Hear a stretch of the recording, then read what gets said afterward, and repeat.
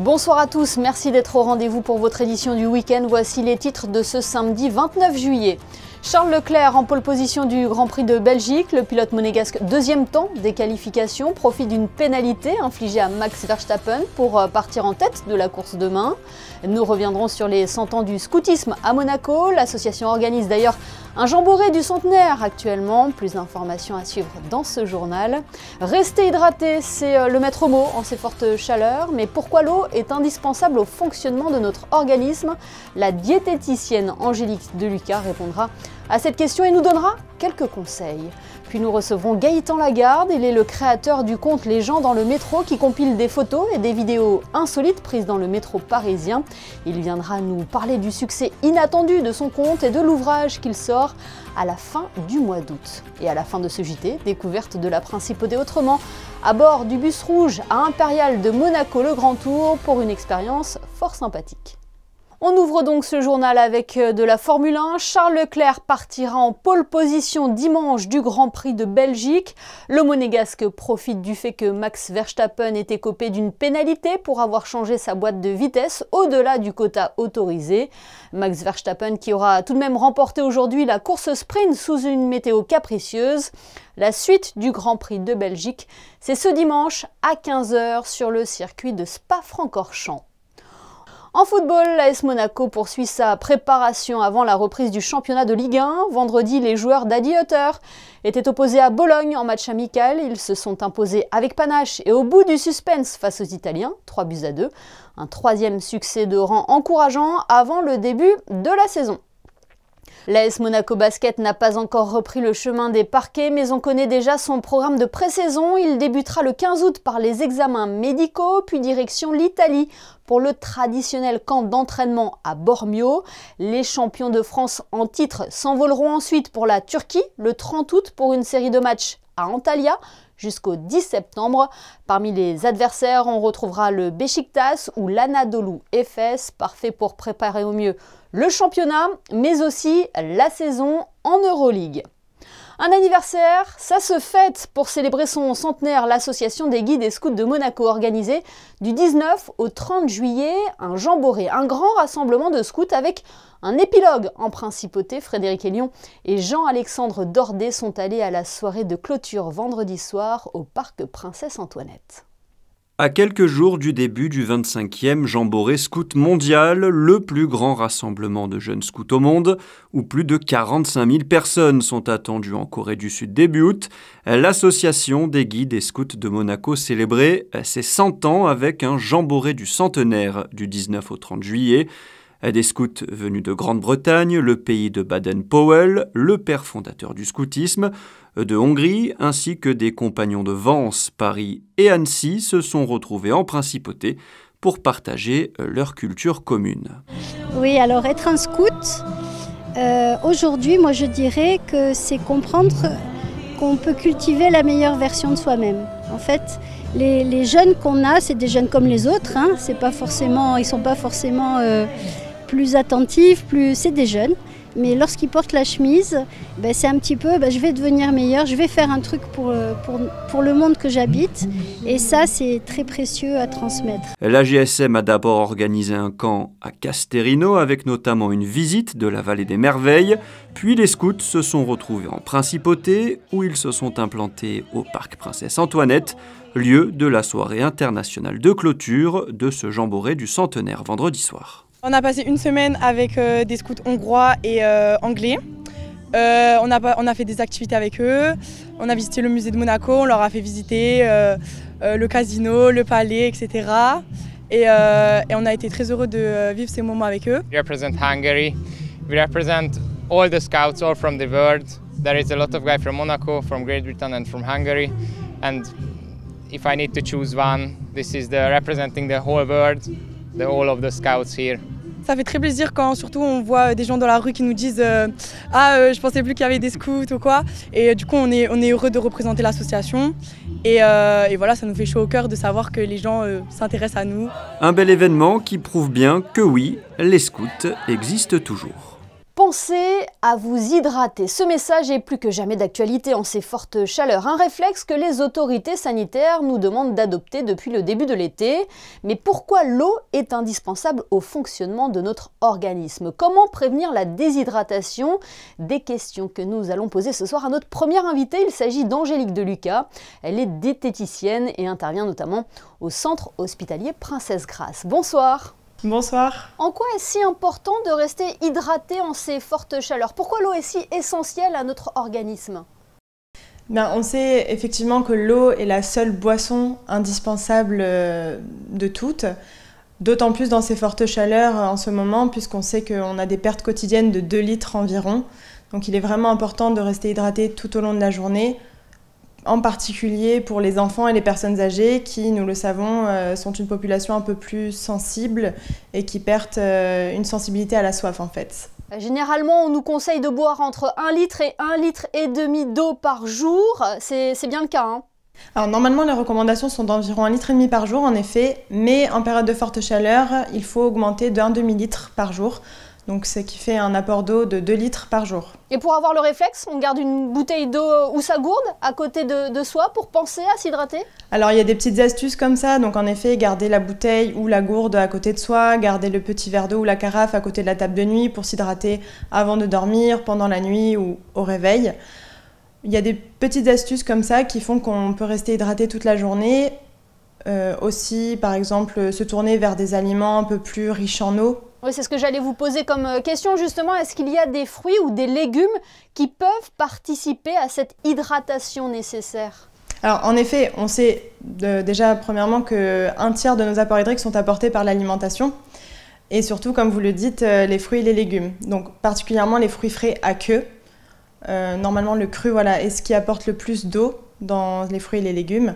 Donc particulièrement les fruits frais à queue comme l'ananas, les melons, les pastèques. Et pour ce qui est des légumes, plutôt concombres, tomates, les salades.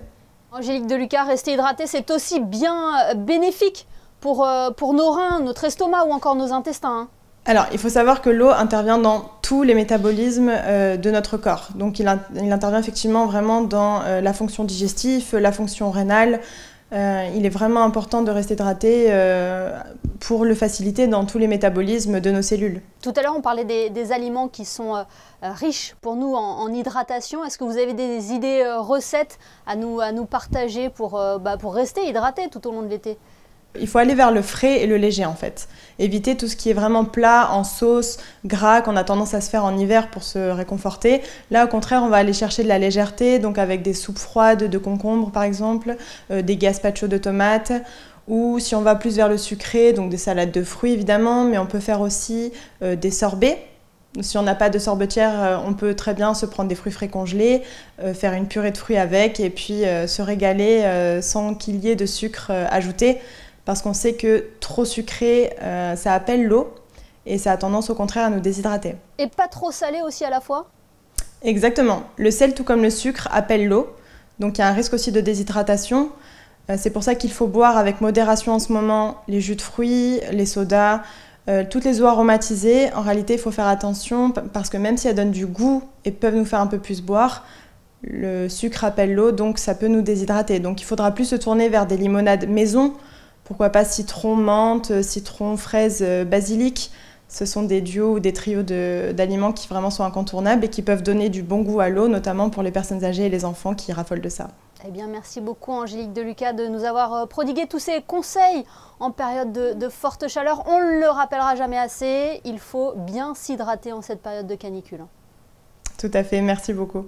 Une info musicale à présent, Fada Freddy sera en concert le 7 octobre à Monaco. Actuellement en tournée pour présenter son nouvel EP, Tables Will Turn, le chanteur sénégalais se produira sur la scène de l'espace Léo Ferré avec son rythme soul entraînant en utilisant uniquement sa voix et son corps pour seul instrument. Fada Freddy est désormais un habitué de la principauté. Il s'était déjà produit en 2015 lors du Bal de la Rose et plus récemment en 2021 à l'occasion de la fête de la musique. Notre prochain invité fait le buzz depuis quelques années déjà. Il y a 7 ans maintenant, Gaëtan Lagarde a créé le compte Instagram Les gens dans le métro. Il compile des photos ou des vidéos de situations improbables dans le métro parisien, des pépites insolites qu'il partageait à la base avec son cercle d'amis. Aujourd'hui, Les gens dans le métro, c'est plus de 480 000 abonnés et bientôt un ouvrage. Gaëtan Lagarde nous fait le plaisir d'être avec nous ce soir. Bonsoir. Bonsoir. Tout d'abord, d'où vous est venue l'idée de créer ce compte Les gens dans le métro ? Ça m'est venu il y a quelques années maintenant, en 2016. Voilà, je travaillais à Paris et comme beaucoup de monde, je passais mon temps dans les transports pour aller travailler. Et j'observais beaucoup les gens, notamment dans le métro.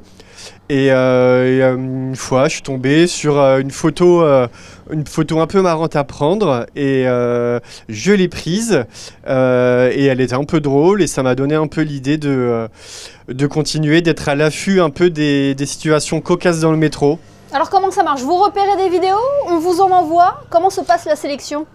Ben écoutez, au tout début, c'était vraiment un compte assez confidentiel, donc c'était mes photos et mes vidéos, selon sur quoi je tombais pendant mes trajets, on va dire. Et le compte a grossi un peu au fur et à mesure, et maintenant c'est vraiment les abonnés qui se prêtent au jeu et qui m'envoient tous les jours carrément leurs vidéos, leurs photos, tout ce qu'ils ont un peu trouvé pendant leur journée dans le métro. Oui, aujourd'hui votre compte compte près de 500 000 abonnés. Est-ce que vous attendiez un tel engouement? Non, franchement, c'était un peu vertigineux. Maintenant, je suis un petit peu habitué, on va dire, mais c'est vrai que pendant plusieurs années, il stagnait à quelques centaines d'abonnés. C'était un compte fait surtout pour me faire rire mes amis, mes collègues. Puis il a été repéré en fait sur quelques sites sur Internet. Et c'est vrai qu'il y a eu un afflux massif d'abonnés, de dizaines de milliers. Et ce qui me force aussi maintenant du coup à faire un peu de modération, à surveiller un peu ce que les gens font, les commentaires, voilà, éviter aussi de déchaîner les foules. Le but c'est de rester dans la bienveillance et pas de se moquer ouvertement de personnes en détresse ou quoi que ce soit. C'est quelque chose qui doit rester feel good. Votre profil regorge de pépites, c'est ça aussi le métro parisien, le Paris insolite, Gaëtan? Oui, exactement. C'est un lieu insolite avec des personnes parfois insolites qui le prennent et qui font donc des choses totalement insolites dedans. Est-ce qu'il y a des photos ou des vidéos qui vous ont plus étonné que d'autres? Alors maintenant, je suis presque un peu blasé, je cherche un peu plus d'originalité, mais c'est vrai qu'au tout début, alors il y a toujours un peu des incontournables, des gens qui dorment dans des positions improbables, des gens qui dansent, des gens qui chantent, des gens qui font du sport. Moi, ce que je retiens, c'est, ça date un peu, mais des gens qui font un barbecue dans le métro, il y a vraiment des choses invraisemblables. Il faut aller sur mon compte pour aller découvrir tout ça. Ouais, on va vite y aller. Aujourd'hui, vous sortez un livre, Gaëtan Lagarde, le cahier d'activité des gens dans le métro aux éditions Le Duc. Racontez-nous, qu'est-ce qu'il y a dedans? Qu'est-ce qu'on en retrouve? Ouais, c'est une petite prolongation de mon compte en fait. Alors c'est pas un best-of des photos, c'est vraiment, on peut dire que c'est comme un cahier de vacances qui est censé un peu occuper les gens dans les transports. Pas forcément le métro d'ailleurs, le train, le bus, je parle un peu de tout. Et il y a beaucoup de jeux, de quiz, de tests, de coloriage, d'activités. Voilà, c'est quelque chose de très ludique, en lien avec le métro, mais qui s'adresse à tout le monde. Et voilà, c'est un petit clin d'œil assez sympa et un petit cahier de vacances pour après les vacances, voilà, pour aider à faire passer la rentrée. Avec les illustrations de Léa Morino. Exactement, avec une illustratrice hyper talentueuse qui s'est beaucoup amusée, autant que moi, à mettre en couleur et en image toutes mes idées. Le cahier d'activité des gens dans le métro est déjà en précommande. Sa parution est prévue le 29 août prochain. Merci infiniment, Gaëtan Lagarde, d'avoir été avec nous. Et puis on vous donne rendez-vous donc sur Les gens dans le métro sur Instagram. Merci à vous. Merci beaucoup. Montons à bord d'un autre mode de transport qui nous permet de découvrir les différents hauts lieux touristiques monégasques. Palais Princier, musée océanographique, place du Casino. Le fameux bus rouge impérial de Monaco le Grand Tour traverse la principauté et permet aux visiteurs de ne rien manquer sur son passage. Regardez. Bonjour, welcome, bienvenue. La saison estivale bat son plein et comme pour juillet, le mois d'août s'annonce chaud et très touristique pour les bus du Monaco Le Grand Tour. Un moyen de transport rapide et efficace qui trouve un second souffle depuis le retour d'une clientèle étrangère désireuse de découvrir les paysages et l'histoire de Monaco. On est reparti à la hausse tout à fait, on a pu recenser surtout un pic d'activité à partir de la mi-juin. Donc nous avons pu constater une arrivée plus de notre clientèle plus européenne et également aussi en provenance des États-Unis, ce qui nous porte à croire que nous avons une forte clientèle, surtout au mois de juillet et au mois d'août. Ça permet de laisser la voiture de côté, de ne pas se prendre la tête. C'est un moyen de locomotion simple et efficace car les passagers peuvent monter et descendre autant de fois qu'ils le souhaitent tout au long de la journée. Et les bus rouges n'ont aucun répit du matin jusqu'au soir. Les passagers ne s'en lassent pas. Pour faire face à une telle affluence, le Grand Tour a mis en place un nombre plus élevé de bus. You can see everything you want, whatever you want. The atmosphere, the weather, and of course looking at all the cars like everybody likes, and the boats. Ce qui est bien, c'est qu'on peut s'arrêter, visiter et repartir ensuite. Ce qu'il n'y a pas, que j'ai déjà fait en région parisienne par exemple, où on fait le tour et puis c'est tout. Alors que là, on peut s'arrêter, faire et reprendre le bus ensuite après, par la suite. On a fait le palais, donc on a été au casino et puis là, on va voir un peu le reste, mais assis. Et là, on va s'arrêter pour la roseraie, justement. Ça fait au moins 4 fois qu'on prend le bus depuis ce matin. On s'arrête, on fait des arrêts et on visite en même temps, donc c'est bien. Si la vue attire bon nombre de passagers, c'est le format qui séduit. Des passes de 1 ou 2 jours sont mises en place ainsi que des partenariats. Les clients munis de ces derniers pourront bénéficier de tarifs spéciaux avec le musée de l'automobile et le musée océanographique. Au programme sur Monaco Info dimanche, retrouvez à 16h l'émission Untranouille présentée par Fabien Bonilla. Il sera question notamment du vote du projet de loi portant sur l'adaptation de dispositions législatives en matière de lutte contre le blanchiment des capitaux, le financement du terrorisme et de la prolifération des armes de destruction massive. Un dossier qui sera au cœur de la séance publique extraordinaire du Conseil national lundi, séance qui sera à suivre en direct sur notre antenne à partir de 17h. Jetons un coup d'œil sur vos prévisions météo avec vous, Frédéric Elion. Bonsoir. Quelle est la tendance pour la journée de dimanche, Frédéric ? Grand soleil toute la journée, Émilie. Attention au vent également avec des rafales pouvant atteindre les 45 km/h toute la journée. Les températures seront comprises entre 22 et 30 degrés.